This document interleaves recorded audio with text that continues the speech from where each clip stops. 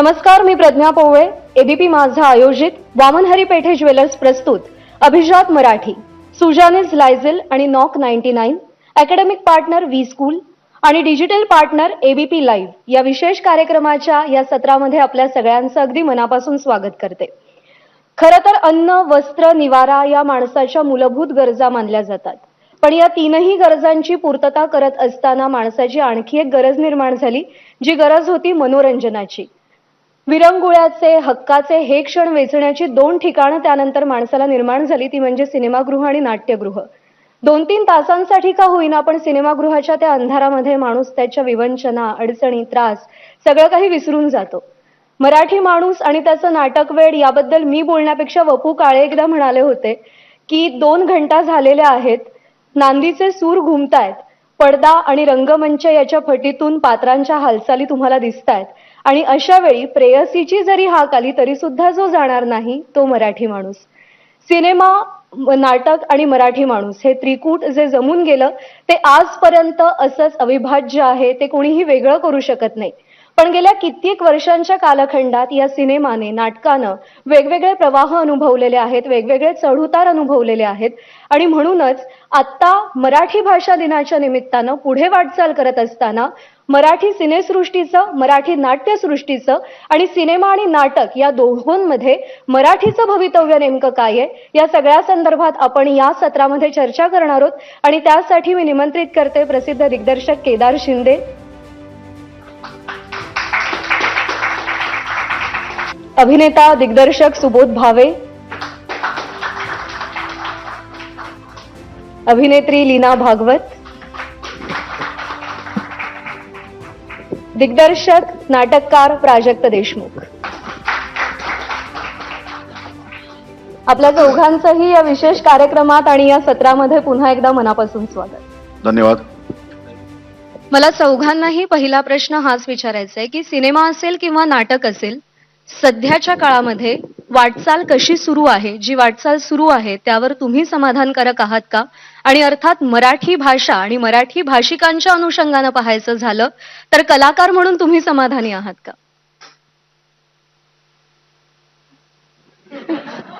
मला असं वाटलं नाटकापासून पहिली सुरुवात व्हायला पाहिजे ना. नाही, मला स्वतःला असं वाटतं की तू बोलायला पाहिजे अगोदर, म्हणजे असं आपल्या दोघांनी 50%चे नियम लागू आहेत अजून, त्यामुळे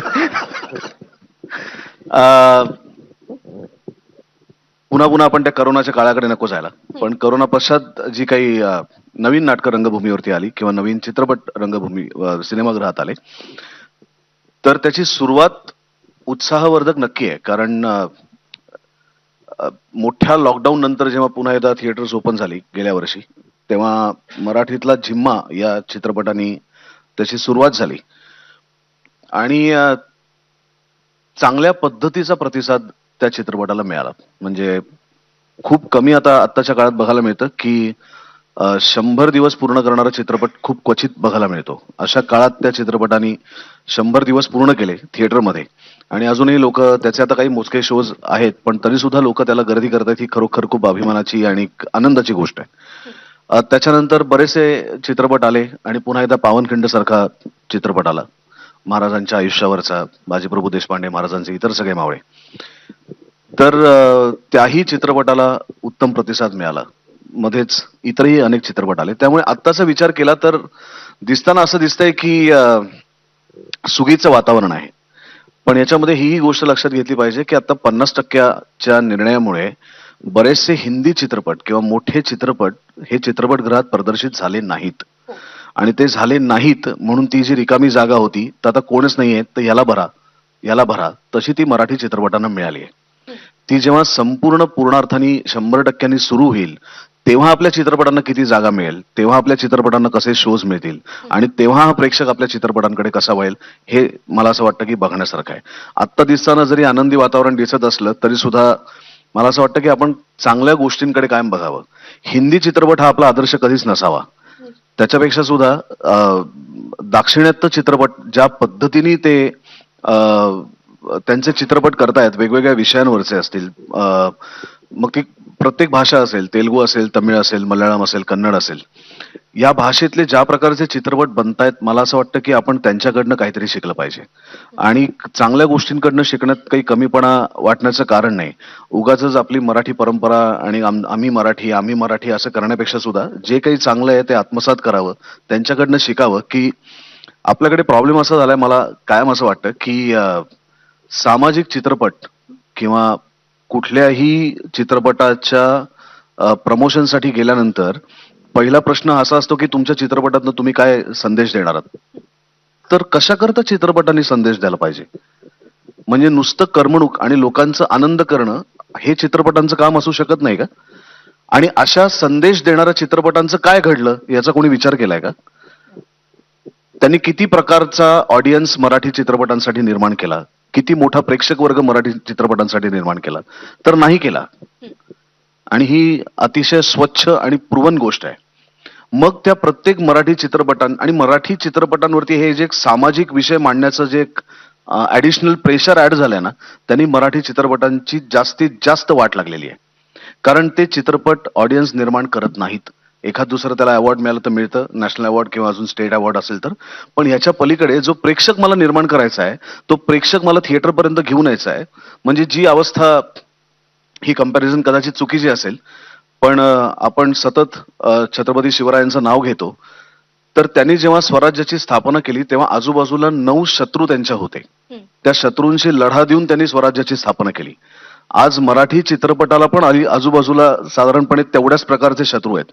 मग तो तुमच्या घरात आलेला टेलिव्हिजन असेल, हिंदी चित्रपट ही तर सगळ्यात मोठा शत्रू आहे आपला, आणि इतर भाषेतले अनेक चित्रपट, आणि आता OTT माध्यम. त्यामुळे या सगळ्या शत्रूंशी सामना देऊन आपल्याला आपला हक्काचा प्रेक्षक थिएटरमध्ये घेऊन यायचा आहे. मग आपला चित्रपट कसा असला पाहिजे?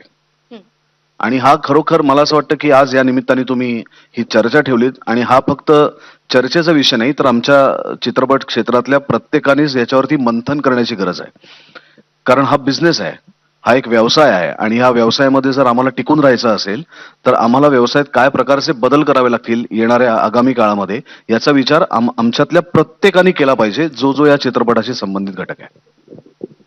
नाटकाबद्दल मला स्वतःला असं वाटतं की आपण ना फक्त करोना पॉझिटिव्ह आहे की नाही याच्याबद्दल चिंतित राहूया. कारण माणसाने नेहमी कुठल्याही क्षेत्रात गेल्यानंतर पॉझिटिव्ह राहायलाच पाहिजे. सो मराठी नाटक, जसं सुबोधनी तर सुरुवात केली मराठी चित्रपटाबद्दल, तसंच मराठी नाटकांची पण आता परिस्थिती आहे.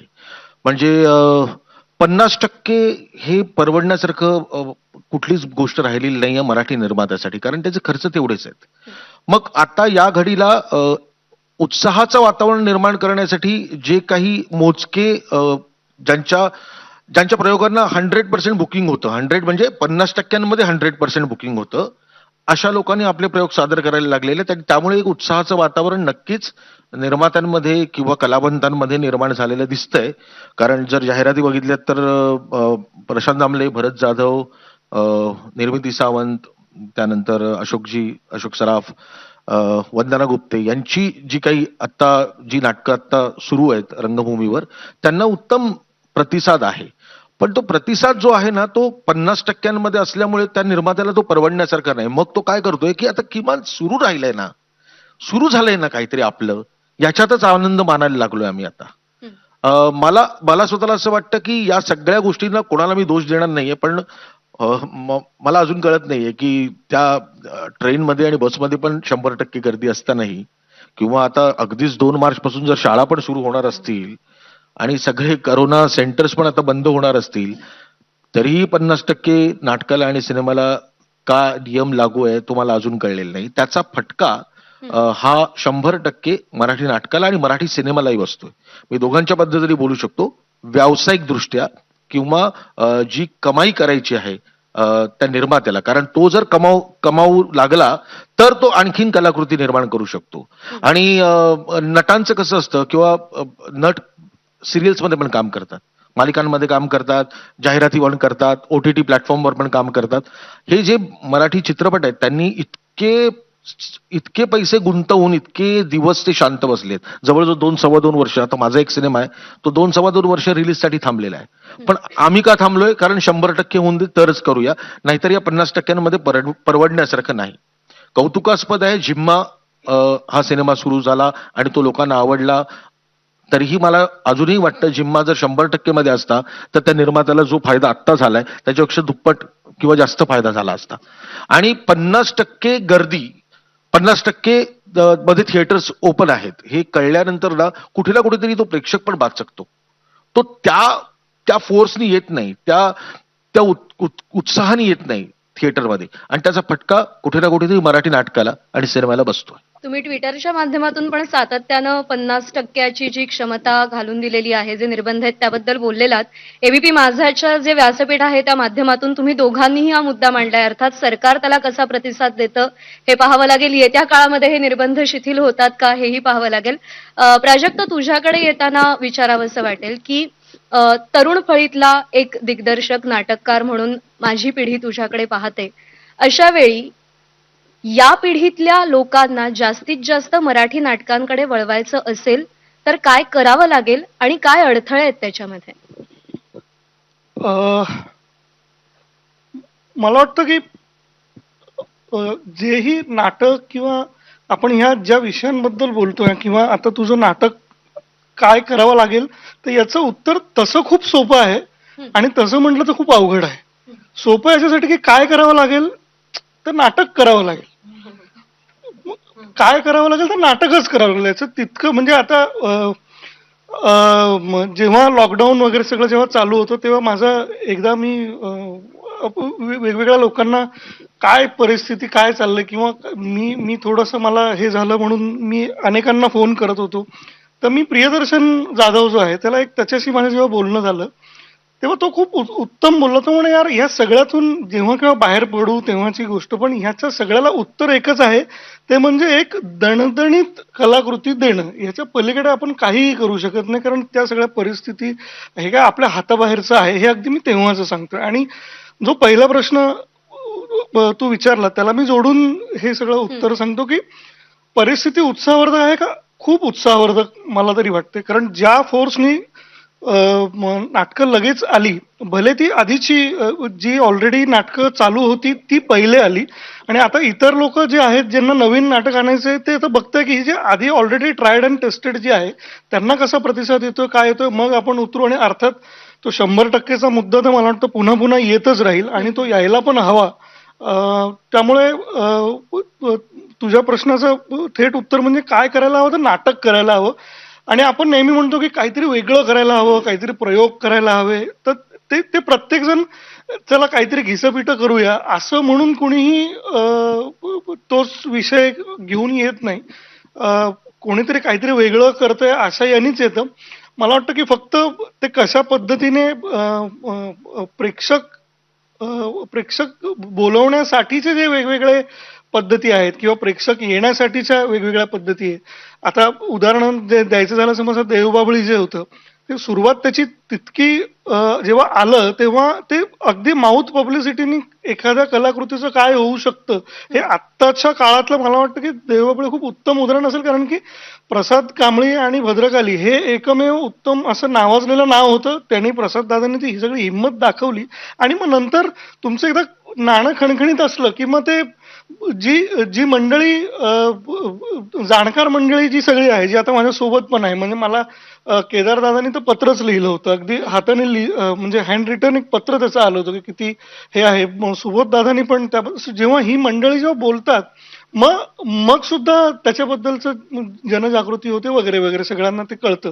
पण मला असं वाटतं की सरते शेवटी या पिढीला, नवीन पिढी, ह्या पिढीने काय करायला हवं, नवीन पिढीनी नाटकाला येण्यासाठी, तर मला असं वाटतं की जे मी पहिली ओळ होती तीच की नाटक करायला हवं आणि सतत करायला हवं. हे नाही तर हे नाही तर हे, तर सतत वेगवेगळ्या शेड्स घेऊन येत राहायला हवं त्याच्यातच. कारण शेवटी पुन्हा जे नेहमी म्हणतो, जे पालुपद आहे की हा प्रयोग आहे, तर ते प्रयोग सतत करत राहायला हवे. आणि हा जो आत्ता जो उत्साहाने नाटकवाली आणि इव्हन चित्रपटवाली मंडळी पण ज्या उत्साहाने आले, तो उत्साह मला मला खरोखर खूप वाखाणण्याजोगा वाटतो. आणि ह्या परिस्थितीमध्ये आणि सगळंच चालू आहे आणि फक्त नाटक म्हणजे म्हणजे मी दरम्यानच्या काळात मी एक प्रायोगिक नाटक लिहिलं. त्याच्यात म्हणजे त्याचा विषय असा आहे की कारण आता सगळेजण वाट पाहत आहे ना की कधी सुरू होणार कधी. जेव्हा एखाद्याला मॉल सुरू व्हावा असं वाटतं तेव्हा तो मॉलच्या बाहेर असतो, शाळा सुरू व्हावी तेव्हा तो शाळेच्या बाहेर असतो आणि ते कधी सुरू होणार हा वाट पाहतो. नाटक आणि चित्रपटवाली मंडळी, नाटकवाली जी मंडळी आहे ती जेव्हा म्हणत असते ना हे नाट्यगृह कधी उघडणार, तेव्हा ते नाटकाच्या आत असतात, नाट्यगृहाच्या आत असतात आणि ते बाहेरचा दरवाजा कधी उघडणार. तर मी मध्ये एक विषय मी ते नाटक लिहिलं तर असंच लिहिलं की नाट्यगृहात 2 उंदरं अडकलेली आहेत आणि त्यांची ती सगळी चर्चा झाली की त्यांना काहीही माहित नाही काय घडतंय आणि त्यावर त्यांची सगळी चर्चा. कारण एक गावाकडचा उंदीर आहे त्या शहराकडच्यानी त्याला बोलवलंय की इथं फार धमाल असते, असे पॉपकॉर्न वगैरे वगैरे, आणि नेमका तो येतो आणि लॉकडाऊन होतो आणि हा म्हणतो काय कुठे येतो, म्हणतो मलाही माहिती नाही, आणि मग सगळी परिस्थिती आहे, सगळी ती चर्चा आहे. तर याच्यामध्ये मला असं वाटतं की फक्त ते सगळं प्रतिकात्मकच आहे, म्हणजे त्याच्यामध्ये एक त्यांचा संभ्रम हा आहेच, पण व्यवस्थेने कसं नाटकवाल्यांना उंदीर ठरवलं, उंदरासारखं ठरवलं, हेही एक काहीतरी मला त्याच्यात एक स्टेटमेंट करायचं होतं. तर अगेन काय करायला हवं, नाटक करायला हवं. तू सतत म्हणतोयस की नाटक करायला हवं, प्रयोग करायला हवा. कदाचित तुझ्याकडूनच अशा एखाद्या नाटकाची, अशा एखाद्या प्रयोगाची मी आणि इथे उपस्थित प्रत्येक जण कदाचित वाट पाहत आहे आणि ते लवकर येईल यासाठी शुभेच्छा सुद्धा. लीनाताई, तुझ्याकडे येते. तुझी नाटकाची नाळ खूप जास्त जोडली गेलेली आहे. परंपरा आपल्या सगळ्यांना माहिती आहे नाटकाची काय आहे. भविष्याकडे कसं पाहतेस?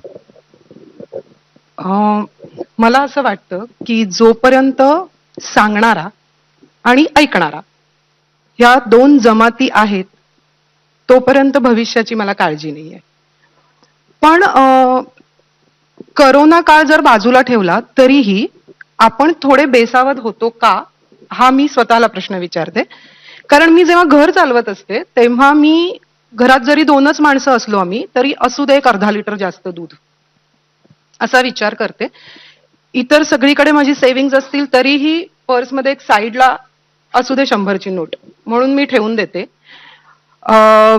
आयत्या वेळी लागलं तर हाताशी असू दे म्हणून माझा फ्रीज थोडासा जास्त भरलेला असतो.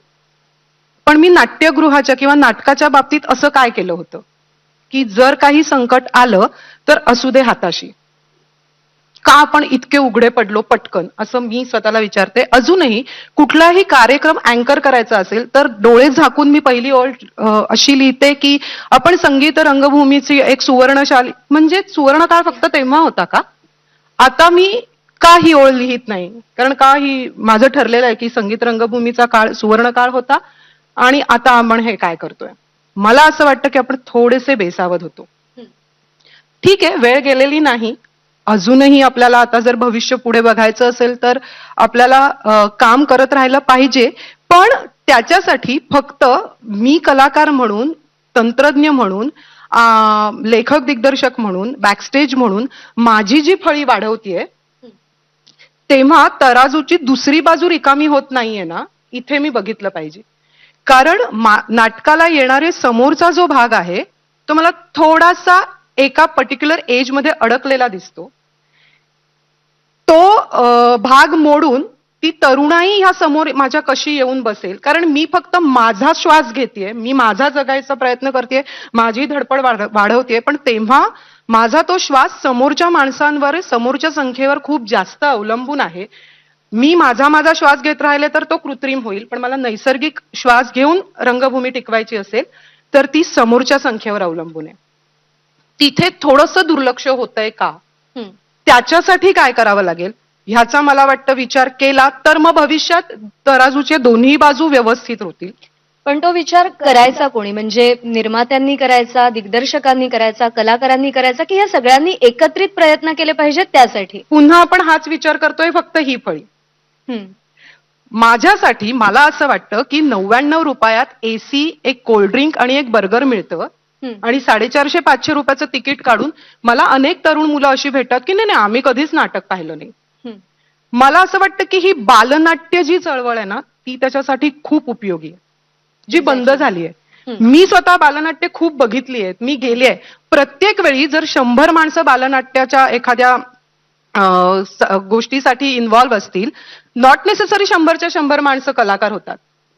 एक कलाकार होतो पण 99 चांगले प्रेक्षक तर तयार होतात. हे प्रेक्षक कुणी तयार करायचे? घरात लहानपणी माझी आई मला नक्कीच सांगायची की चल आपण नाटकाला जाऊया, पण ही परंपरा किती घरांमध्ये दिसून येते. आम्ही धडपडतोच आहोत कलाकार म्हणून, पण मला असं वाटतं की समोर त्या प्रेक्षकांनी सुद्धा तेवढाच प्रतिसाद द्यायला हवा. म्हणजे जसं आता प्राजक्ता म्हणाले की फक्त नाटकाच्या बाबतीत असं होतं की आतून विचार केला जातो की हा दरवाजा कधी उघडणार, बाहेर किती जण ठोठावतायत. आता आपण जर असं म्हटलं की तो उत्साह, तर मी तर म्हणते की फक्त आम्ही उत्साही असून काहीच फायदा नाहीये. आपल्याकडे सुरुवातच अशी होते की आमचे प्रश्न आम्हाला मांडायचे तरी तू मांडतोस, मी मांडू, काय सांगू, प्रश्न सेम आहेत आमचे. खरं तर आमच्या समोर येणारे प्रश्न तेच आहेत, पण आम्ही ते मांडताना सुद्धा नाटकातल्या माणसांना हाऊसफुलचा बोर्ड इथे आम्ही समाधानी, इतकं छोटं समाधान आहे आमचं. तेच जर इथे इतकं 50% आलं तर त्या 50% हाऊसफुल झालं, मग मी उत्साहवर्धक म्हणत असेल तर मला माझी भीती वाटते की मी कशात समाधानी आहे, मी एवढ्याशा तुटपुंजाच्यात समाधानीच का होतीये मुळात. मला असं वाटतं की आता इथून पुढे सावधगिरीने पाऊल टाकायचं असेल तर ते थोडं मोठं टाकलं पाहिजे. म्हणजे नाटक ही देण्या घेण्याची प्रक्रिया आहे नक्कीच आणि आहे. त्याच्यासाठी म्हणजे- समोर माणूस तेवढाच दर्दी असणं, चोखंदळ असणं फार गरजेचं आहे. गरजेचं आहे. सुबोध दादा, तुझ्याकडे येईन. प्रश्न असा आहे की मगाशी तू बोलत असताना दाक्षिणात्य सिनेसृष्टीचा उल्लेख केलास आणि त्यासोबतच मराठी सिनेमानं सामाजिक प्रश्न का मांडायचे हाही प्रश्न तू उपस्थित केलास. माझा अनुभव सांगते. मी गेल्या 2 महिन्याच्या काळामध्ये 2 दाक्षिणात्य सिनेमे पाहिले. एक होता दुरासानी आणि दुसरा होता श्यामसिंह रॉय. अत्यंत सुंदर चित्रपट, अत्यंत उत्तम मांडणी, पण ते करत असतानाच त्यांनी नक्षलवाद आणि त्यासोबतच देवदासी प्रथा या सगळ्यावरती आसूड ओढलेले आहेत, भाष्य केलेलं आहे. हा एक मुद्दा की असं मराठी सिनेमा का करू शकत नाही. एकतर तो सामाजिक होतो किंवा केवळ मनोरंजनपट होतो, असं का होतं. आणि ज्यावेळी एक अभिनेता म्हणून तू इतका सगळा कंटेंट ऍक्सेस करत असतोस वेगवेगळ्या भाषांमधला, त्यावेळी मराठीच्या जमेच्या बाजू कोणत्या वाटतात आणि अशा कोणत्या बाजू आहेत की ज्यावरती काम करणं गरजेचं आहे असं तुला वाटतं? मी तुला सामाजिक चित्रपटांचं आधी उदाहरण देईन. प्रभातच्या काळामध्ये जेव्हा शांताराम बापू आणि ही सगळी मंडळी काम करत होती, तेव्हा शांताराम बापूंचे सगळे सिनेमे आपण बघितले तर त्या सगळ्या सिनेमांमध्ये सामाजिक आशय आहे. पण त्यांनी आता मी सामाजिक चित्रपट करतोय तुमच्यासाठी असा बाऊ केला नाही, त्यांनी चित्रपट केला. कुठल्याही चित्रपटात कुठला ना कुठला तरी एक प्रॉब्लेम असतो जो सामाजिकच असतो. आपण मांडतोय काय आणि त्याला पॅकेज कुठलं देतोय हे खूप महत्वाचं आहे. ऑलरेडी मी रोज वर्तमानपत्र वाचल्यानंतर कुठेतरी खून झाला, कुठेतरी दरोडा पडला, कुठेतरी फ्रॉड केला, या बातम्या मी वाचतच असतो. सतत मला वर्तमानपत्रातनं आजूबाजूच्या गोष्टींमधनं कोणी ना कोणीतरी सतत शहाणपणा शिकवतच असतं. तो आता चित्रपटाने शहाणपणा शिकवावा, तो चित्रपट जर मला शहाणपणा शिकवायला लागला तर मी 400 रुपयाचं तिकीट काढून शहाणपणा ऐकून घ्यायला नाही जाणार चित्रपटाला. मी मनोरंजन करून घ्यायला जातोय. मनोरंजन करून घ्यायला जातोय म्हणजे काय करतोय मी, तर जाऊन तिकडे आणि हिरो हिरोईनची गाणी बघायला जात नाहीये. माझी अपेक्षा त्या कलाकृतीकडनं अशी आहे की त्या कलाकृतीने मला समृद्ध करावं, त्या कलाकृतीने मला असं एक जग दाखवावं ज्या जगाचा माझा संबंध आला नाहीये. आपण चांदोबातल्या गोष्टी पण वाचायचो की लहानपणी. चांदोबातल्या तर प्रत्येक गोष्टी सामाजिक होत्या, पण ती मांडताना आता मी तुमच्याकडे अतिशय भयंकर असे शेतकऱ्यांचे प्रश्न मांडतोय. असं जर तू म्हटलीस तर कोणीच येणार नाही. शेतकऱ्यांचे प्रश्न हे गंभीरच आहेत.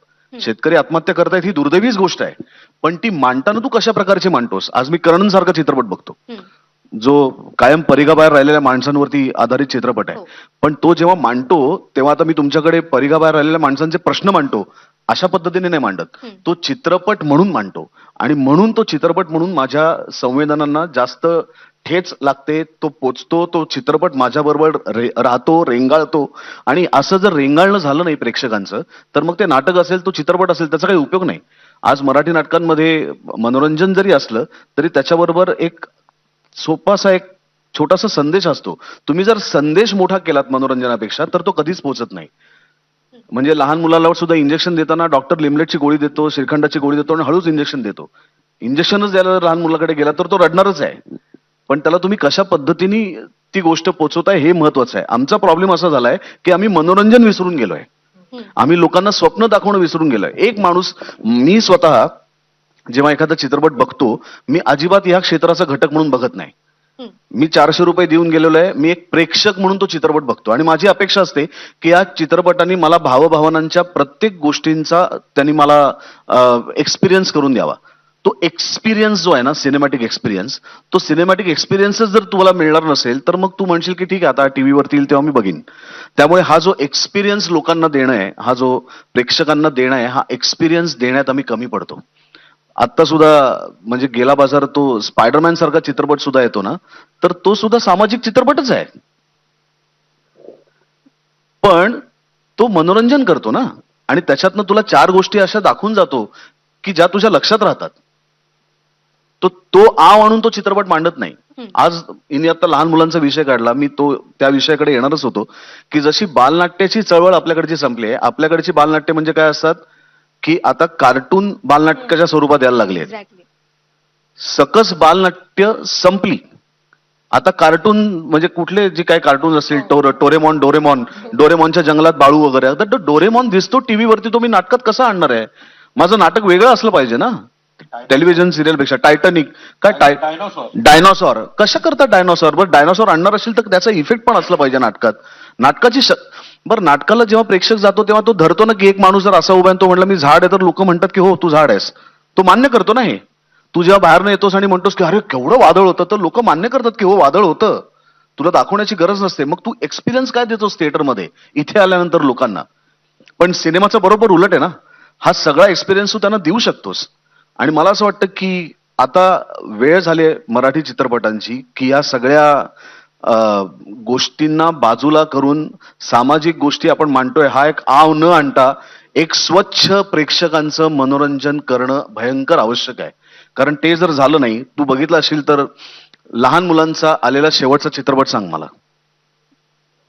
जे आलेत ते सगळे शहाणपणा शिकवणारे होते. लहान मुलांनी कसं वागलं पाहिजे, पालकांनी मुलांशी कसं वागलं पाहिजे, मुलांनी पालकांशी कसं वागलं पाहिजे, त्यांनी अभ्यास कसा केला पाहिजे वगैरे वगैरे वगैरे.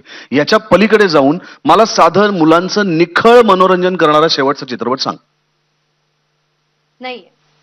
नाही का नाही आला? मुलं प्रेक्षक नाहीयेत, ते सिनेमे बघत नाहीत. टीव्हीवरती घाणेरडे कुठले तरी हिंसात्मक कार्यक्रम, म्हणजे मुलांच्या कार्टून सारखं हिंसात्मक दुसरं कुठलंच नाहीये, खरंय. ते टीव्हीवरती बघत बसतात. याच्यापेक्षा काहीतरी एक छान त्यांना मनोरंजन करणारं असं काही असू शकत नाही का? नाही आपण मुलांसाठी विचार करत? का नाही लहान मुलांसाठी निखळ मनोरंजन करणारा चित्रपट काढत? कशा करता त्याला सतत काहीतरी सामाजिकतेची जोड दिली पाहिजे? शेवटचा चित्रपट मला आठवतोय, मी लहान मुलांचा पाहिलेला मिस्टर इंडिया. मला तो लहान मुलांचा चित्रपट म्हणून आवडला. मी अनेक वर्ष पारायण केली. माझा प्रॉब्लेम काय झाला माहितीये ना, प्रेक्षकांचा आणि एक निर्माता म्हणून किंवा या साईडचा फॅक्टर म्हणून मी स्वप्न विकणं बंद केलंय. माझा अजूनही विश्वास आहे की माझ्याकडे असं जर घड्याळ असतं मिस्टर इंडिया सारखं, तर मी गायब होऊन काय काय केलं असतं. मी रात्री झोपताना स्वप्न बघतो, ही स्वप्न मला कोण देणार? वर्तमानपत्र देणार नाहीत कारण ते सत्य घटना दाखवणार. बातम्या तुम्ही देणार नाही कारण तुम्ही सत्य दाखवणार. मग मला स्वप्नात कोण देणार? मी का जातो? मला का आवडतो एखादा हिरो आणि हिरोईनचं गाणं? कारण मी तिथे इमॅजिन करतो मला स्वतःला. तुम्ही जर मला माझ्या बुद्धीला खुराक दिला नाही, तुम्ही जर माझं मनोरंजन केलं नाही, तुम्ही जर मला स्वप्न दाखवले नाहीत, तर मी हे रटाळ रोज चाललेलं आयुष्य जगतोच आहे की. मग पुन्हा 2.5 तास 400 रुपये घालून मी पुन्हा तेच कशाला बघीन? माझ्या चित्रपटांनी, प्रेक्षक म्हणून माझी अशी अपेक्षा आहे की माझ्या चित्रपटांनी माझं मनोरंजन केलं पाहिजे. मला त्यांनी ज्ञानबाजी करता कामा नये, मला त्यांनी शहाणपणा तर बिलकुल शिकवता कामा नये. माझ्या कलाकृतींनी माझं मनोरंजन केलं पाहिजे आणि मला आनंद दिला पाहिजे निखळ. मराठी सिनेमा अडकलाय याच कन्सेप्टमध्ये. याच कॉन्सेप्टमध्ये अडकलाय आणि आता याच्यातनं बाहेर पडायची गरज आहे मराठी सिनेमाला. आपल्याकडचे प्लस पॉईंट्स तर खूप आहेत. मला असं वाटतं की आपल्याकडे सुदैवानी इतके उत्तम उत्तम ऍक्टर्स आहेत की मराठी चित्रपटातला कुठलाही ऍक्टर असं नसेल की ज्याला दिलेली भूमिका तो उत्तम पद्धतीने साकार करू शकत नसेल. पण मला तेच म्हणायचंय की अशा तुझ्या ताकदीच्या अभिनेत्यांना तू कुठले रोल देतोस? काय करायला लावतोस तू त्यांना? काय वेगळं बघण्याची तुझी स्वतःचीच तयारी नाहीये तर ते ऍक्टर तरी कुठनं करतील? आज यांनी भरतचं नाव घेतलं. भरत, मकरन हे इतके फॅन्टॅस्टिक ऍक्टर आहेत की तू त्याला कुठल्याही रोलमध्ये घाल ते उत्तमच काम करतील. का भरतला तू सतत विनोदी भूमिका देतोस? कारण तुझी त्याला वेगळ्या भूमिकेत बघण्याची तयारी नसते. कारण ती तुझी स्वतःची क्षमता तू वाढवून घेतलेली नसतेस. ही चूक कोणाची आहे? ही सगळ्यांची चूक आहे. आम्ही तर आहोतच कारणीभूत. आम्ही तर आहोतच, कारण आम्हाला कळतं की अरे हे विकलं गेलं का भरतचं, मग चला तसंच अजून काहीतरी बनवूया. आज नागराजचं सैराट झाल्यानंतर प्रति सैराट किती बनले बघ. पण सगळे होऊ शकत नाही ना, सगळे नागराज मंजुळे नाही आहेत ना. काहीतरी वेगळा प्रयत्न, काहीतरी, आणि ती सगळी ताकद आपल्यामध्ये आहे. या चित्रपट सृष्टीची सुरुवात तुमच्या लोकांनी केली आहे. भालजी पेंढारकर असतील, प्रभात फिल्म कंपनी असेल, कितीतरी माणसं, दादा कोंडके असतील, या सगळ्या माणसांनी इथेच सुरुवात केली ना. त्यांनीच आपल्यासाठी मार्ग आखून दिलाय. आपण तो सोडून भरकटलोय. आपण भरकटलोय की मराठी सिने इंडस्ट्रीला इतर इंडस्ट्री मंदिर घटक असलेले सगळे भरकटलेत, हेच मला म्हणायचं आहे. इतर इंडस्ट्री मला मला त्याच्यात एक थोडस फक्त ऍड करावं असं वाटतं. आपण भरकटलोय पेक्षा मगाशी एक जो मुद्दा यांनी खरोखर महत्वाचा मांडला, त्या मुद्द्याच्याकडे लक्ष देण्याची गरज आहे की मराठी सिनेमाला खूपशा संकटांना सामोरं जाऊन लढून तो मराठी सिनेमा लोकांपर्यंत पोहोचवण्याचा प्रयत्न करावा लागतोय. म्हणजे मला नितांत आदर आहे, पुष्पा इतका जोरात चालला, मला त्याच्याबद्दल काहीच म्हणणं नाहीये. पण माझं स्वतःचं मत आहे की तिथे ना डेडिकेटेड ती लोक, तिकडची कुठली साऊथची लोक, की मराठी सिनेमाला 100% जाणारी आहेत, की मला जायचंय. मी आता प्रेक्षकांना दोष देणार नाहीये, मी माझ्यातल्या प्रेक्षकाला पण दोष देतो. मी स्वतः असा विचार करतो का की आठवड्यातून 2 घाणेरडे सिनेमे असतील पण मी मराठी जाऊन बघेन, असं होतं का? तसं होत नाही, माझ्याकडून पण होत नाही, आणि मग ते प्रत्येक प्रेक्षकाकडून पण होत नसेल तर याला कारणीभूत आम्ही पण आहोत. आणि कुठे ना कुठेतरी मग ती सवय लागते, सैराट चाललाय ना, मग त्याच्यानंतर त्या पद्धतीचे सिनेमे काढूया. कारण आम्ही असा विचार करायला लागतो, प्रेक्षकांनी गर्दी कशाला केली, सैराटला केली, अरे मग हाच बॉक्स फॉर्म्युला. ऑफिसच्या गणितामध्ये मराठी सिनेमा अडकतोय. नाही, बॉक्स ऑफिसच्या गणितामध्ये नाही, आम्ही आमच्याच गणितात अडकलोय, आमच्या एकमेकांच्याच. ते कसं आहे की मराठी सिनेमाच्या बाबतीत आत्ताच्या काळात असं झालंय ना की घरातला एक मुलगा असतो ज्याला खूप मार्क मिळतात, 95% मार्क मिळतात, आणि आई त्याचे प्रचंड लाड करते, आणि एक मुलगा जेमतेम काठावरती पास होतो, मधनच त्याला एखाद्या विषयात चांगले मार्क मिळतात, पण अदरवाईज तो 35%चाच असतो आणि त्याच्याकडे दुर्लक्ष केलं. तर असे आम्ही दुर्लक्षित मुलं आहोत मराठी कला क्षेत्राची घटक. कारण बॅक बेंचर्स नाही, बॅक बेंचर्स पण नाही, त्यांचा पण एक वेगळा, त्यांना काही फरक पडत नाही, पण आपल्याला फरक पडतो. तर असे आम्ही दुर्लक्षित घटक आहोत की ना सरकार तुम्हाला विचारतं, ना प्रेक्षक तुम्हाला विचारतात, ना आमच्यात काम करणारी लोक आम्हाला विचारतात, ना आम्हाला म्हणजे त्रास होतो जेव्हा मी मुंबई फिल्म सिटीमध्ये शूटिंग करायला जातो. दादासाहेब फाळके चित्रनगरी असं त्याचं नाव आहे, आणि तिकडे टुरिस्टच्या बसेसवरती मी जेव्हा सगळे हिंदीतल्या कलाकारांचे फोटो बघतो तेव्हा माझ्यातला मराठी कलाकार दुखावला जातो. मला त्रास होतो की मुंबईत फक्त हीच माणसं काम करतात, आम्ही कोणी काम करत नाही, आम्ही झक मारायला आलो इकडे. कुठल्याही महाराष्ट्राच्या शासनाच्या कुठल्याही लोकांपर्यंत पोहोचवण्याच्या जाहिरातीमध्ये कशा करता पाहिजे ना बॉलिवूडचा ऍक्टर? आमचे ऍक्टर मेलेत का, त्यांना बोलता येत नाही का, त्यांना काम करता येत नाही, काय करता येत नाही, कशा करता पाहिजे? आणि दुसरी गोष्ट अशी आहे की माझा मराठी चित्रपट हा महाराष्ट्रातच प्रदर्शित होणार आहे. मी जाऊन उद्या गुजरातमध्ये किंवा युपी मध्ये जाऊन आंदोलन नाही करणार आहे की मराठी चित्रपटांना जागा द्या. माझा चित्रपट जर इथेच मला दिसणार नसेल तर कुठे दिसणार आहे? अंदमानमध्ये.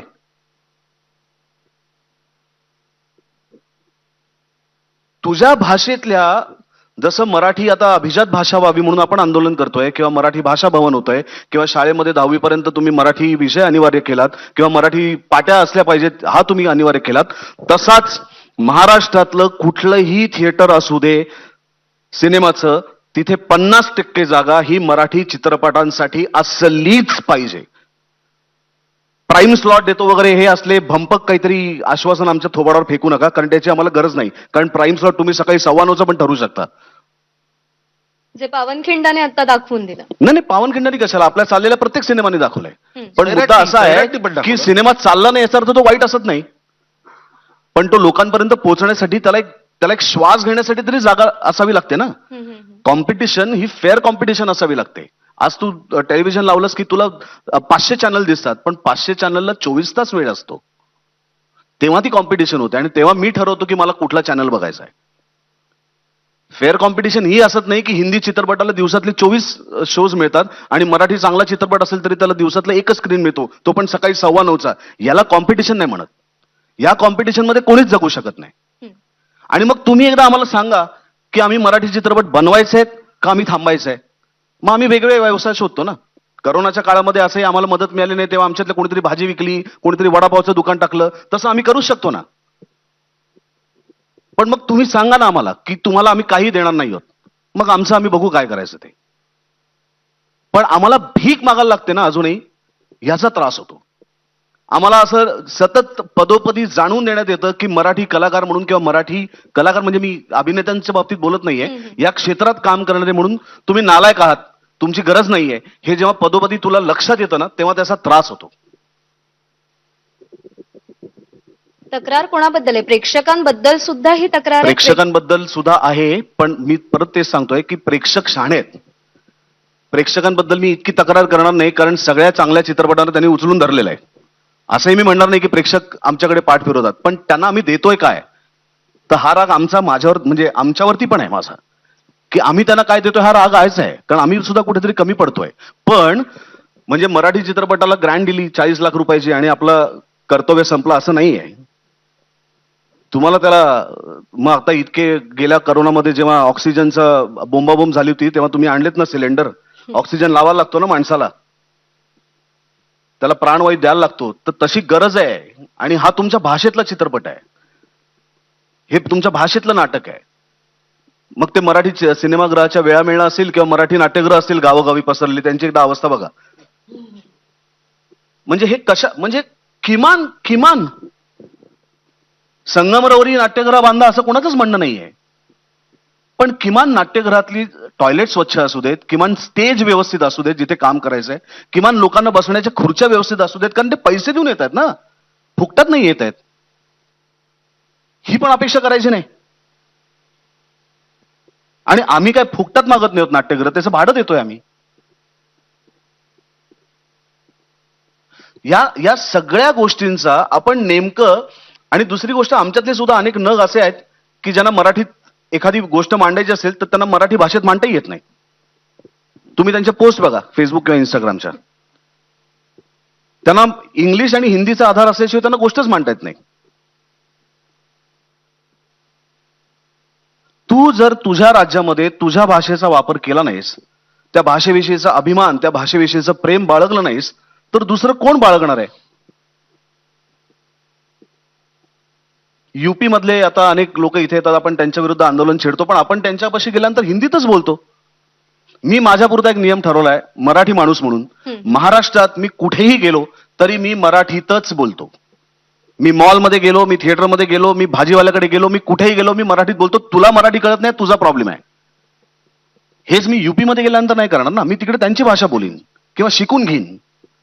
आपणच जर त्यांच्या भाषेत त्यांच्याशी बोलायला सुरुवात केल्यानंतर ते आपली भाषा कधी शिकणार? गेल्या वर्षीच्या मराठी भाषा दिनाला, गेल्या वर्षी का 2 वर्षापूर्वीच्या मराठी भाषा दिनाला प्रसेनजित चॅटर्जी नावाचा बंगालचा सुपरस्टार आहे. मी प्रसेनजितला मेसेज केला. प्रसेनजितला म्हणलं, प्रसेनजित मला मराठी भाषा दिन आहे आमचा, तू मला शुभेच्छा रेकॉर्ड करून पाठव. प्रसेनजितने मला अस्खलित मराठीमध्ये शुभेच्छा रेकॉर्ड करून पाठवल्या.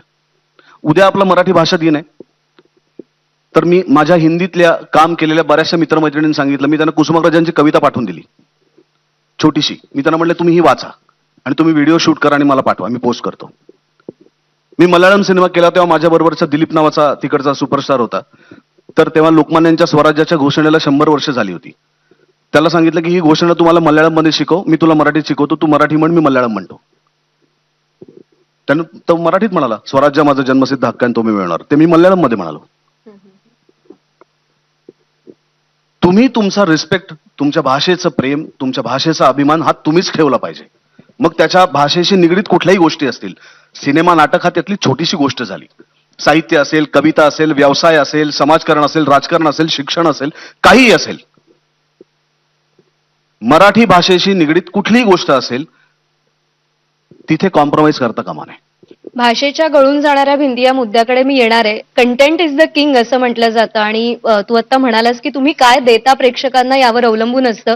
2015 सालचं उदाहरण मला आठवतं, तुझा कट्यार आणि प्रेमरतन धन पायो सलमान खानचा एकाच दिवशी प्रदर्शित झालेले, पण मराठी प्रेक्षक इतका चोखंदळ असतो की त्यांनी कट्यार निवडला होता प्रेमरतन धन पायो समोर असताना सुद्धा. त्यामुळे मला वाटतं काशीनाथ घाणेकरच्या वेळेस सेम अशीच परिस्थिती. सेम अनुभव आला होता. आता पावनखिंड सुरू होतं तेव्हा पण हीच परिस्थिती. बधाई दो सारखा सिनेमा पावनखिंड समोर होता. नाही नाही, आता अगदीच आज गंगूबाई लागलेला आहे, पावनखिंड आहे, जोरात चाललाय. मला असं वाटतं त्यांचे शो कमी होतील आणि पावनखिंडचे जोरात होतील. मराठी चित्रपटाला प्रेक्षक येत नाहीत याचं एक कारण आम्हाला शो मिळत नाही हा आहेच आहे, हम्म. पण आम्ही प्रेक्षकांना आनंद देणारं बनवत नाही हाही आहे. आपण कुठे चुकतोय हे मान्य करायला खूप मोठेपणा लागतो आणि तो तुमच्या सगळ्यांच्या ठायी आहे. एक महत्वाचा मुद्दा सुबोधनी उपस्थित केला तो म्हणजे नाट्यगृहांची दुरावस्था. एक कलाकार म्हणून ज्यावेळी तुम्ही दौऱ्यावरती असता नाटकांच्या, नाट्यगृहांमध्ये कोणकोणत्या अडचणींचा तुम्हाला सामना करावा लागतो एक कलाकार म्हणून, आणि प्रेक्षकांच्या भूमिकेतून बघायचं जरी झालं तरी सुद्धा तिथली परिस्थिती समाधानकारक असते का प्रेक्षकांनी नाट्यगृहांमध्ये येण्यासाठी? मुंबईतली काय किंवा मुंबईतून बाहेर काय, नाट्यगृहांची अवस्था ही विदारक आहे. मी मुंबईत सुद्धा आता खूप प्रवास करून थिएटरवर पोहोचते अनेक कारणांनी, ट्रॅफिक म्हण, हे म्हण, ते म्हण. तिथे गेल्यानंतर साधी स्वच्छतागृह असतील तर ती सुद्धा खूप सांगून, रिक्वेस्ट करून, मग थोडा आवाज चढवून अशी स्वच्छ करून घ्यावी लागतात. बरोबर लेडीज मेकअप रूमच्या कड्या तुटलेल्या असतात. आपली म्हणजे आपल्यालाच किती आपण देव आणि हे सगळे मानणारे आहोत असा तो मेकअप रूमचा आरसा आपल्याला टकटक टकटक सगळ्या ह्यांनी भरलेला दिसतो. या सगळ्या गोष्टी होतातच आहेत, मुंबईच्या बाहेरही होत आहेत. अनेक ठिकाणी असं सांगितलं जातं की स्वच्छतागृह साफ करायला इथे कोणी नाहीच आहे. काय होतंय, मला असं वाटतं की जर खूप मोठ्या प्रवासाला निघालो आणि एकच हॉटेल किंवा एकच धाबा दिसला तर मी गाडी थांबवत नाही. रांगेने 5-6 दिसले ना की मग मी थांबवते. तशी अवस्था ना थोडीशी नाटकाची म्हणजे रंगभूमीची आणि चित्रपटांची झाली आहे. आम्ही बघतो प्रेक्षक म्हणून की अरे लागोपाठ 4-5 आहेत, पण मग आम्ही कलाकार म्हणून ना आमच्या इथे पार्किंग पण आहे ना, आमच्या इथे स्वच्छ टॉयलेट्स पण आहेत ना, आमच्या इथे कोणतरी माणूस लाल हे घेऊन उभा आहे, लाईट इकडे या इकडे या इकडे या. त्याच्यानंतर आल्यावर कळतं की अरे इथे बरी भाजीपोळी मिळते. जो आमचा खरं म्हणणं भाजीपोळीच आहे, आमच्या कलाकृतीच चांगल्या आहेत, पण आमचा सगळ्यांचा वेळ ना इतर गोष्टींमध्ये खूप जातोय. इथे या आणि बघा तर. मग ते प्रेक्षकांचं लक्ष वेधणं असू दे, शासनाचं लक्ष वेधणं असू दे, आमचं ना आमच्याकडे जे खरं आहे ना ते विकण्यासाठी आधी आम्हाला इतके कष्ट करावे लागतात की आमचा जो खरा प्लस पॉइंट आहे, आमच्याकडे जे खरं म्हणणं आहे आमचं, ते सगळ्यात शेवटी येत आहे. हे आमचं दुर्दैव आहे. त्याच्यानंतर जेव्हा लक्ष जातं आणि आम्ही थिएटरमध्ये शिरतो तेव्हा या सगळ्या गोष्टी येतात. मला असं वाटतं एखादं नाट्यगृह उभं करत असताना, अगदी उभं करण्यापासून मी म्हणतेय, कुठल्या तरी नेपथ्यकाराचा किमान त्या कमिटीत समावेश असणं ही फार गरजेची गोष्ट आहे. पार्किंग हे एवढं मोठं आणि स्टेज इतकं छोटं की मागून इकडनं तिकडे विंगेत पळताना मी 10 वेळा ठेचकाळतेय. अजूनही आपल्याकडे रंगभूमीवर मागे 2 फ्लॅट लावून एक पडदा लावावा लागतो कपडे बदलण्यासाठी. जिथे क्विक चेंज असतात तिथे मला आरडाओरड, अरे हे लावा, अरे ते लावा, आणि मग आपल्यातलं सामंजस्य कलाकारांमधलं उफाळून येतं की अरे तिकडे जायचं नाही कारण तिकडे तिचा चेंज आहे. असं करून कसं चालेल? जर त्या गोष्टीची आम्हाला गरज आहे, आपल्याला गरज आहे, तर या गोष्टी विचारातच घेतल्या. म्हणजे अगदी मूलभूत गोष्टींसाठी संघर्ष करावाच लागतो. आणि अजूनही म्हणजे इतकी वर्ष आपण या मुद्द्यांवरती बोलतोय पण तोडगा अजून निघालेला नाहीये. मला अगदी थोडक्यात जाणून घ्यायचंय कारण प्रश्न बरेच आहेत आणि वेळ काहीशी कमी पडतेय. रंगभूमीचा विचार केल्यानंतर सगळ्यात पहिले नाव येतं मराठी रंगभूमीचं, त्यानंतर गुजराती रंगभूमी, काही प्रमाणात बंगाली रंगभूमी आणि हिंदी रंगभूमी. मराठी रंगभूमीचा जर आपण विचार केला तर आपण प्रत्येक नाटकाला प्रयोग म्हणतो. नाटकाच्या प्रत्येक जो शो असतो त्याला आपण प्रयोग म्हणतो कारण का काहीतरी नवीन होत असतं. पण आता मुळात नाटकामध्येच काहीतरी वेगळा प्रयोग होण्याची गरज निर्माण झालेली आहे का? खूप तोचपणा, काहीसा साचेबद्धपणा पाहायला मिळतोय असं वाटत नाही नाहीये नाही का? नाही, मी याच्याबद्दल अत्यंत विरोधात आहे. हं. इथे बसलेली चौघही लोक आम्ही आणि प्रत्येकाने वेगळा प्रयोग केलेला आहे. असं नाही की मी जर नाही, मी सही केलंय. आत्ताच्या काळाबद्दल नाही, आत्ताच्या म्हणते. काळामध्ये काय सतत हे प्रयोग सुरूच आहेत. हं. म्हणजे असं सतत नेहमी कुठल्याही नाट्यसंमेलनाला गेलं किंवा कुठल्याही गोष्टीचा परिसंवाद करायची वेळ येते तेव्हा नाटक काल, आज आणि उद्या याच्याबद्दलच आपण बोलायला लागतो आणि नंतर हाच एक प्रश्न येतो की काहीतरी आता नवीन यायला पाहिजे असं वाटतं का? पण हे नवीन प्रयोग किती बघितले जातात याचा प्रश्न कोणी विचारणार आहे का कोणाला? तर नाही. मला या सगळ्या गोष्टींमध्ये खूप एक एक महत्वाचा फॅक्टर मला काय वाटतो माहितीये ना, अभिजात मराठी आपण हा जो कार्यक्रम करतोय आणि त्याच्याबद्दल पोटतिडकीने बोलण्याचा आम्ही सगळेजण प्रयत्न करतोय. मुळात कला ही रसिक प्रेक्षकांच्या प्रतिसादावर चालते. हं. 100% चालते. पण रसिक प्रेक्षक हा प्रयोग बघायला येतो कुठे? हा एकतर नाट्यगृहात येतो किंवा सिनेमागृहात येतो. यंगस्टर्स मराठी नाटकाला येत नाहीत असं म्हणतात. हं. थिएटर म्हणून, प्रेक्षकगृह म्हणून त्या यंगस्टर्सला काय मिळतंय? हो. आज जर ते मल्टिप्लेक्समध्ये जात आहेत आणि उत्तम तिकडची सीटची व्यवस्था किंवा त्यांचं टॉयलेट पण उत्तम आहे, या सगळ्या साऊंड सिस्टीम पण उत्तम आहे, या सगळ्या गोष्टी होत आहेत. मग तो यंगस्टर जेव्हा मराठी नाटकाला येतो तेव्हा तुम्ही त्या तिकडची प्रसाधनगृह बघा, त्याला नाही असं वाटणार. तर आता फक्त एक प्रगत कुठली गोष्ट केली आम्ही सगळ्यांनी मिळून, काय तर ऑनलाईन तिकीटची व्यवस्था. ही जरा यंगस्टर्ससाठी ते त्यांची रोजची एक सवय आहे की मग ते ऑनलाईन सगळ्या गोष्टी मागवतात, तसं एक तिकीट मागवलं जातं. मला या सगळ्या गोष्टींना गोष्टी बघताना असं वाटतं ना की कुठे ना कुठेतरी आता म्हणजे झटकत नाहीये मी, हं. म्हणजे काय म्हणतात त्याला, जबाबदारी झटकत नाहीये. पण आम्ही एवढ्या सगळ्या गोष्टी पोटतिडकीने बोलतोय किंवा सादर करण्याचा प्रयत्न करतोय, यांच्या प्रेक्षक आणि कलावंत यांच्यामधला जो दुवा आहे ना तो सरकार आहे. सरकारला मराठी भाषेबद्दल कुठे ना कुठे प्रेम असणं आता महत्वाचं आहे. नुसताच वोट बँकचा वापर करून त्यांनी या मराठी भाषेकडे बघू नये. जर मराठी कला जगली, भाषा जगली, तर तो मराठी माणूस जगणार आहे. साहजिक. याच्याकडे कोणीच लक्ष देत नाही. मी छोटंसं उदाहरण देतो. आम्ही सगळेच लंडनला गेलेलो. तिकडची नाटकाची परंपरा अप्रतिम आहे. आम्ही नाही ना जाहिराती एवढं उत्तम करू शकत नाही, आम्ही लोकांपर्यंत पोहोचू शकत नाही असं मान्य करूया आपण 2 मिनिटं. हं. हं. अरे पण तुम्ही तिकडे गेला तर कुठल्याही रेल्वे स्टेशनवर, कुठल्याही बस स्टँडवर तिथे फुकटामध्ये त्यांच्या जाहिराती नाटकाच्या अशा पद्धतीने डिस्प्ले केल्या जातात की लोकांच्याकडे बघून बघून एक सवय लागते की याला बघायला पाहिजे नाटक, जायला पाहिजे या नाटकाला. ही गोष्ट आपलं सरकार, कुठलंही सरकार येऊन दे, मराठी भाषेसाठी किंवा या मराठी रंगभूमी किंवा चित्रपट सृष्टीसाठी ही गोष्ट कधी करणार आहे का? मग आम्ही काय म्हणतो की आमचं सगळं चांगलं असतं, आम्ही प्रमोशन मध्ये कमी पडतो आणि आम्ही लोकांपर्यंत पोहोचत नाही. हं. हं. मग आम्ही वाट बघत राहतो की 100% माउथ पब्लिसिटीवर चालेल. हो, माउथ पब्लिसिटीवर चालेल आणि तो चालणारच. पण कसं आहे माहिती ना की एक सिनेमा माउथ पब्लिसिटीवर चालेल, पण त्याच्यानंतर पुढच्या आठवड्यामध्ये त्याच्यापेक्षा मोठा सलमान खान किंवा शाहरुख खानचा पिक्चर येणार असेल तर तो माउथ पब्लिसिटीवाला सिनेमा थोडा बाजूलाच केला जातो. हो. ती गणितं वेगळी आहेत. तर मला असं वाटतं की कुठे ना कुठेतरी ही सरकारची पण जबाबदारी आहे की मराठी भाषेबद्दल हे प्रेम फक्त वोट बँक पुरतं मर्यादित नसावं, तर ते त्या कलावंतांच्या बद्दल पण असावं आणि सगळ्याच घटकांबद्दल असावं मराठीच्या. तुझ्याकडे येईन प्राजक्त. खरं तर सध्याची जी पिढी आहे ती विचारांनी खूप प्रगल्भ आहे, बोल्ड आहे. म्हणजे जे विषय आधीच्या काळामध्ये 4 भिंतीतही बोलले जात नव्हते, ती आत्ताची पिढी ते विषय 4 चौघात सहजपणे बोलते.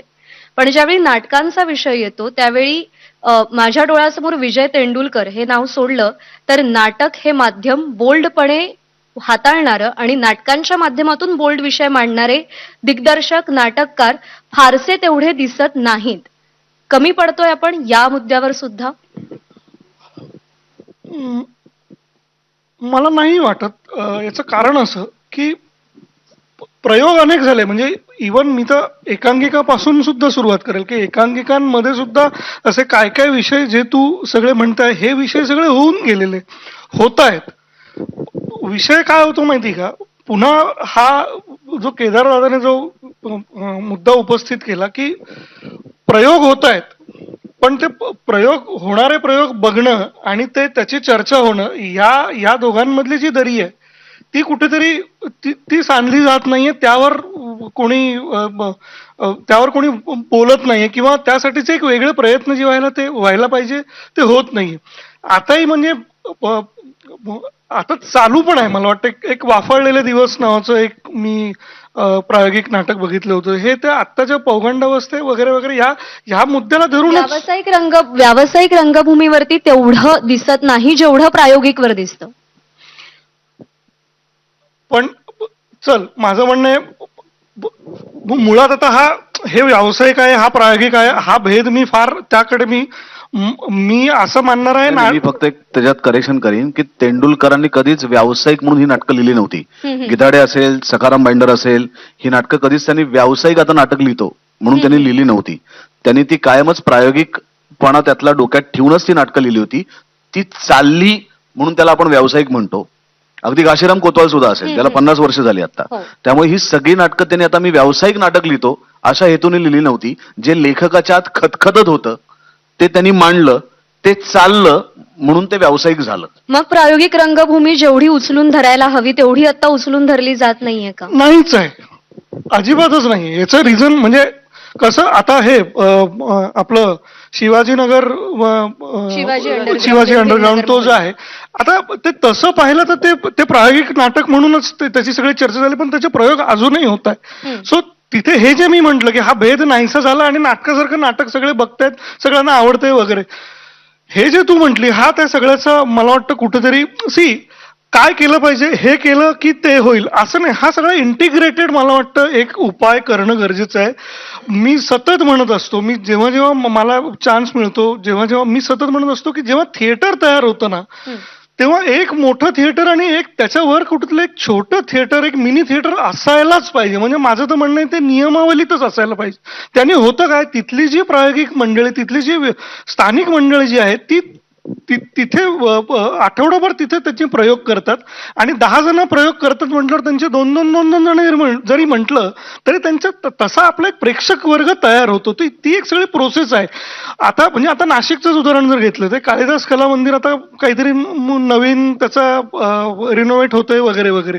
पण ते आत्ता जेवढं आहे त्याच्यापेक्षा अजून मग आता 900 त्याची खुर्च्यांची संख्या 900 करायची की 1100 करायची. अरे नका 900 आणि 1100 करू. कधी भरलं होतं 900? 500च करा. तुम्ही एक मिनी थिएटर करा ना. हे काय 900 काय मग त्याचं एवढं भव्य वगैरे नाही, करू नका भव्य. कशाला भव्य? तुम्ही इकडे भव्यता येऊ द्या ना. त्यासाठीच तुम्ही तिकडे काय भव्य असून फायदा नाही. तिकडची लोक इकडची भव्यता बघायला येणार, ते थिएटर किती भव्य आहे ते बघायला येणार नाही. तर मला असं वाटतं की प्रायोगिकलाही तितकं महत्व देणं, तितकं त्याला त्या पद्धतीनं त्याचा गौरव करणं हे होत नाही.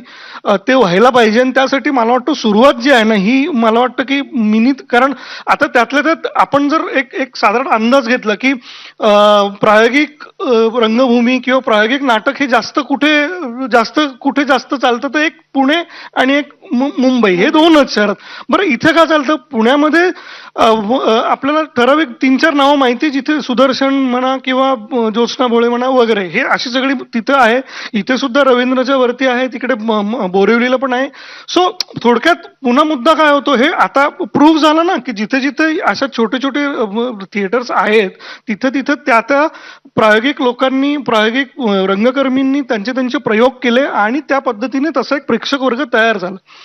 मला आजचीच एक मी गोष्ट सांगतो. एक खूप जवळचे मित्र, ज्येष्ठ कलावंत आहेत. आम्ही बोलता बोलता ते म्हणाले की शेवटी काय ना, मराठी नाटक हे मान्य करायला आता आपण मान्य करायला पाहिजे की it is a dying art. बापरे. सो मला म्हणजे मला त्यांचं जे आलं होतं ना ते त्यांच्या अनुभवातून आलेलं आहे. मी आणि ते खरं पण त्यांचं सत्य असेल ते ज्या पद्धतीने ते फक्त मराठीत काम नाही करत, ते सगळीकडे दक्षिण वगैरे सगळीकडे काम करतात, ते सगळं बघून आलेले आहेत. त्यामुळे मला त्यांचं जे मत तयार झालंय ते त्या सगळ्या अवस्थेमुळे, त्या सगळी जी काही अवस्था आहे आणि बाहेर काय काय गोष्टी घडतात, त्यांच्यासाठी काय काय होतं आणि इथे काहीच होत नाही, त्यामुळे आता किती दिवस तुम्ही ढुसण्यात येणार, मान्य करा की हे दार उघडणार नाहीये. ह्या भावनेतून, ह्या याच्यातून कदाचित त्यांचं ते आलेलं एक हतबलतेतून आलेलं वाक्य असेल असं आपण समजू. पण मी आजच्या कार्यक्रमाच्या आणि उद्याच्या दिवसाच्या पार्श्वभूमीवर जेव्हा ते मी वाक्य ऐकलं, आपल्या माझ्याकडे सगळ्यांचे डोळे उघडणारं खरं तर हे वाक्य आहे. प्रेक्षक म्हणून आमचे, कलाकार म्हणून तुमचे सुद्धा. आणि डाईंग आर्ट हे आपल्याला कधीच पचणारं नाहीये, पण जर खरंच तसं वाटत असेल तर त्यासाठी सगळे संघटित प्रयत्न होणं गरजेचं आहे. सुबोध, तुझ्या एक मिनिट, मला एका मुद्द्यावर बोलायचंय. जो आत्ता होता की तेंडुलकरांनी लिहिलं त्याच्यानंतर काय बदल झाले. मुळात आजूबाजूच्या वातावरणात इतक्या झपाट्याने बदल होत आहेत, अनेक गोष्टी पृष्ठभागावर येत आहेत वेगाने. हं. एक गोष्ट झिरपून लोकांपर्यंत पोचायच्या आधी दुसरी गोष्ट आलेली असते. मला असं वाटतं की झालेला गिरणी संप आणि त्यावर आधारित आलेलं नाटक अधांतर ह्याच्यामध्ये एक काळ गेला होता. हं. तोपर्यंत तो प्रश्न झिरपला होता, लोकांना बसलेला फटका चुरचुरतोय हे कळलं होतं. त्यानंतर नाटक आलं, लोकांनी बघितलं. आत्ता हा मुद्दाही झिरपायच्या आधी प्रायोगिकवर गेलो, हं. तर मग नाटक याला तर खूप वेळ आहे.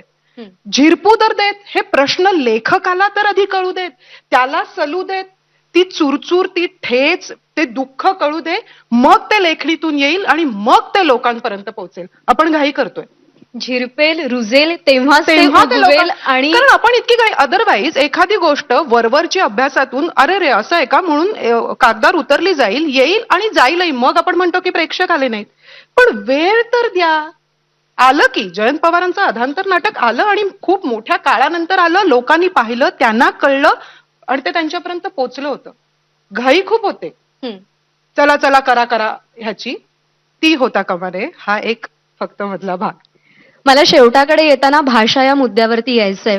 सिनेमाची संहिता असेल किंवा नाटकाची संहिता असेल, एकतर मला मराठी सिनेमा बघताना असं जाणवतं की ज्यावेळी एखादं बोलीभाषेतलं कॅरेक्टर उभं केलं जातं, जर ते पश्चिम महाराष्ट्रातलं असेल तर त्याचा रांगडेपणा खूप ओढून ताणून दाखवला जातो.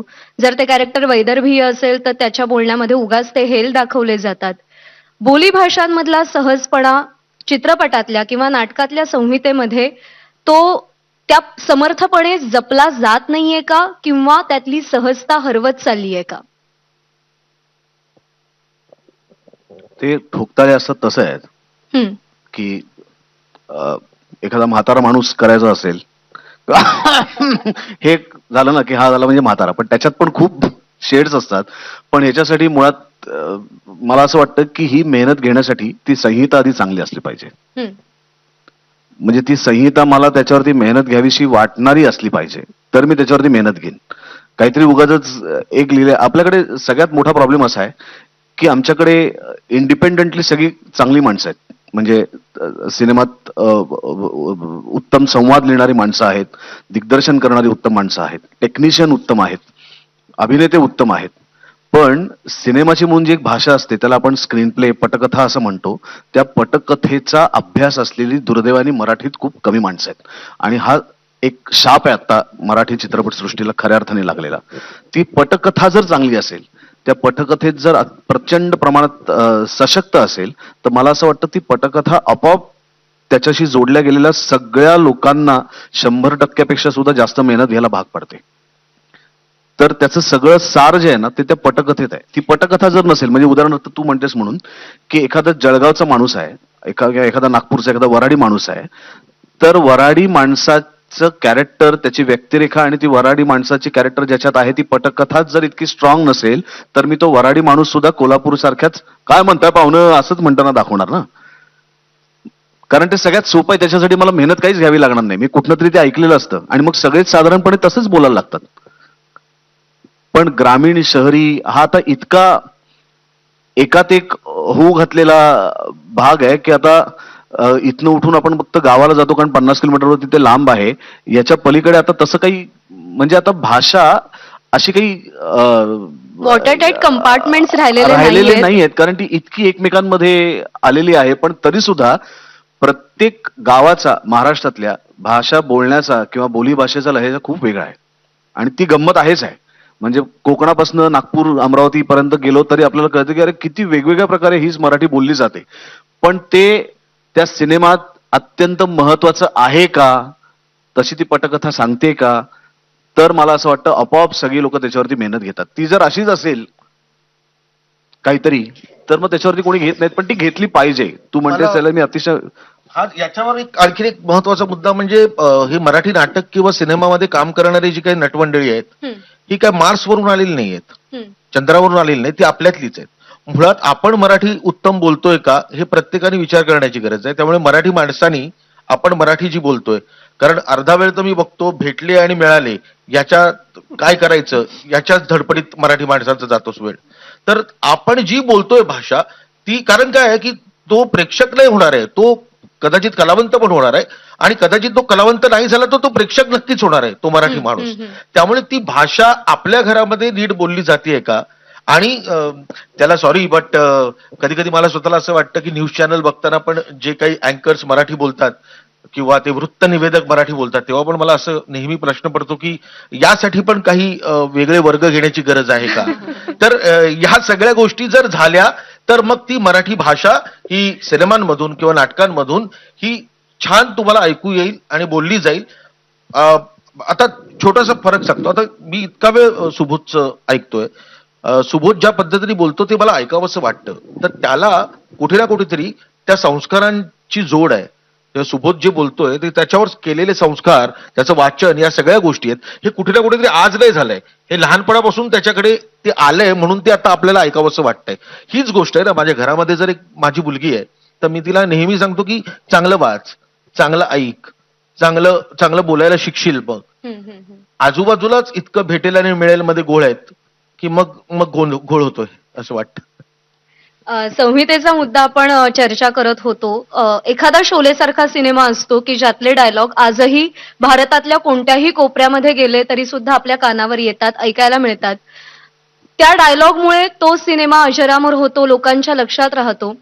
मराठी सिनेमामध्ये खूप विरळ अशी उदाहरणं आहेत. खूप क्वचित असं असतं की मराठी सिनेमातला हा डायलॉग खूप लक्षात राहिला, खूप फेमस झाला. आता सैराटचं उदाहरण, मराठीत सांगितलेलं कळत नाही का, इंग्लिशमध्ये सांगू का, असे डायलॉग. म्हणजे दरवेळी ते उथळ असले पाहिजेत अशातला भाग नाही, पण जे कोरले जातील रसिकांच्या, प्रेक्षकांच्या मनावरती जे कोरले जातील असे डायलॉग, असे संवाद निर्माण करणं हे कुठेतरी हरवत चाललंय का. अमिताभ बच्चन मोठा झाला याचं कारण ते उत्तम अभिनेते आहेतच, पण त्याहीपेक्षा जास्त श्रेय सलीम जावेद यांचं आहे. नाटक किंवा चित्रपट किंवा कुठलीही कलाकृती असू दे, ती सगळी गोष्ट, त्याचा जो डोलारा उभा आहे ना तो त्या लेखनावरती उभा आहे. तो लेखक जर चांगला नसेल ना तर मग तू कोणालाही त्याच्यात घे, त्याचं काहीच, त्याची मातीच होणार आहे. पण तो लेखक जर चांगला असेल तर मग तू नवीन मुलांना सुद्धा घे. जे मला असं वाटतं की नागराजच्या बाबतीत झालं की ती सगळी मुलं नवीन होती पण त्यांनी आपल्याला काही फरक पडला नाही कारण त्याची संहिता उत्तम होती. तसंच मला असं वाटतं प्राजक्तचं, त्यांनी मगाशी नाटकाचं नाव घेतलं देवबाभळी, तर त्या देवबाभळीत तो म्हणला की फक्त प्रसाद नावाजलेला होता पण बाकी सगळीच नवीन मुलं होती, पण त्यांनी बघणाऱ्याला काही फरक पडला नाही कारण त्यांच्यासाठी संहिता त्यांच्याशी संवाद साधत होती, माध्यम फक्त अभिनेत्यांचं होतं. त्यामुळे लेखक हा इतका महत्वाचा घटक आहे आणि इतका म्हणजे तो फारच महत्वाचा घटक आहे.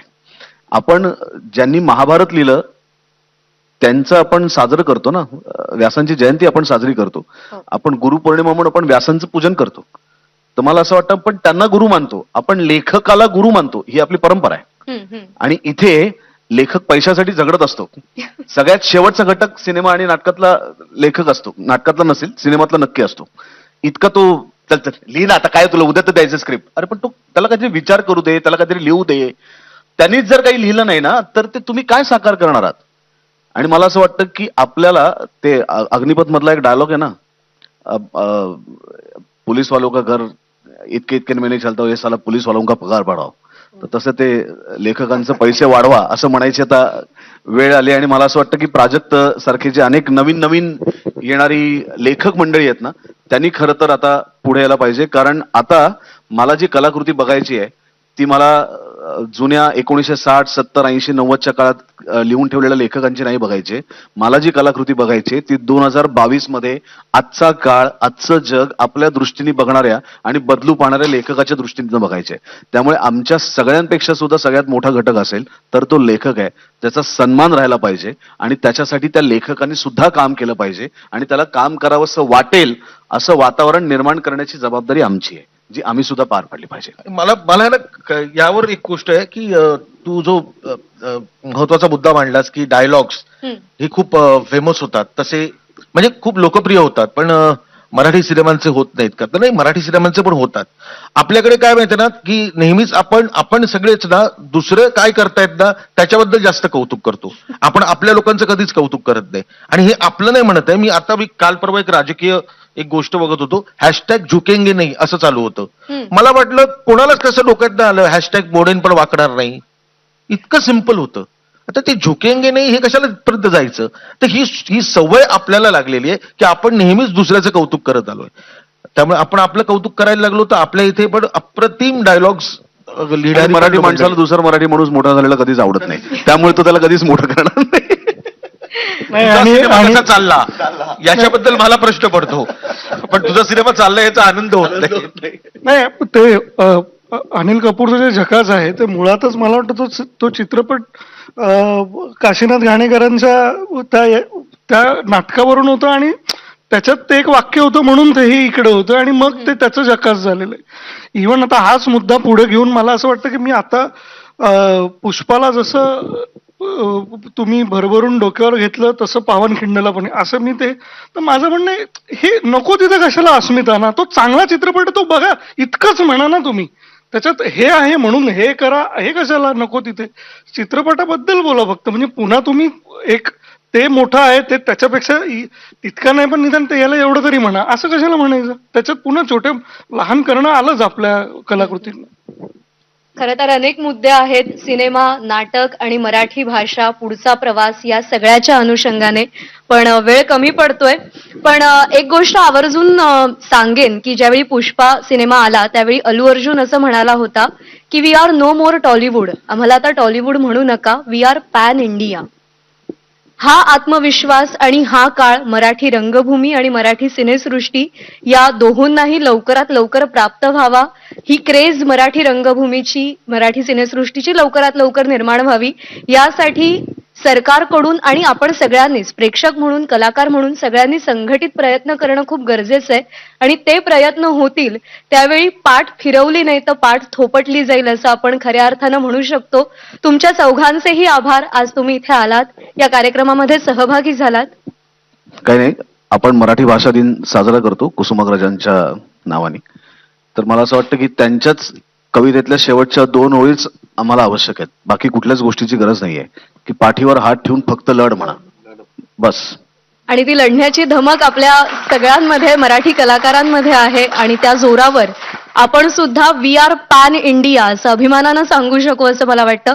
पुन्हा एकदा तुमच्या चौघांचेही आभार, तुम्ही इथे आलात, या कार्यक्रमामध्ये सहभागी झालात आणि अगदी मोकळेपणानं गप्पा मारल्यात त्याबद्दल. आणि यानंतर मी एबीपी नेटवर्कचे असोसिएट व्हाईस प्रेसिडेंट आणि national sales director Shailesh Hegde सरांना विनंती करते की त्यांनी व्यासपीठावर येऊन या चौघांचेही आभार मानावेत ते या कार्यक्रमात सहभागी झाल्याबद्दल.